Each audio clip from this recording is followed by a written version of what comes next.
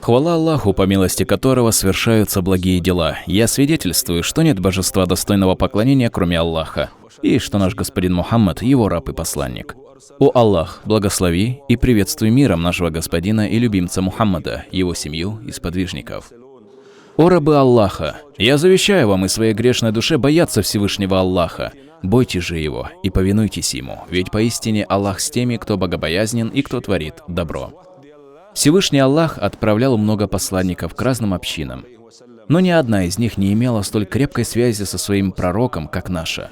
Наш пророк, да благословит его Аллах и приветствует, с того момента, как получил откровение от Всевышнего и начал призывать к исламу, испытывал большую любовь и сострадание ко всей умме, ибо был ниспослан милостью для миров.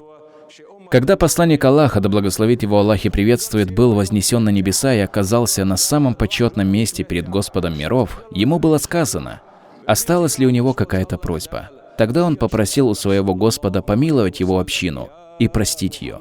Он не стал выделять членов своей семьи, ни сыновей, ни дочерей, а пожелал прощения для всей своей общины. Когда Всевышний ниспослал следующие слова в суре «Ад-Духа», «Господь твой обязательно воздаст тебе, так что будешь доволен». Посланник Аллаха, да благословит его Аллах и приветствует, ответил, что не будет доволен, если хоть один из его последователей окажется в аду. Господь миров обещал, что его посланник окажется доволен в следующей жизни.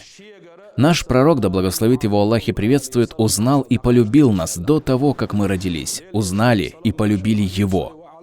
Однажды он сказал своим сподвижникам передать приветствие тем верующим, которых он не сможет увидеть, но придут после него. И тебе мир и благословение Всевышнего, о наш господин и посланник Аллаха. Поэтому верующий должен знать, какую значимость в его жизни имеет посланник Аллаха, мир ему и благословение Всевышнего, который являлся примером всего высшего и благородного.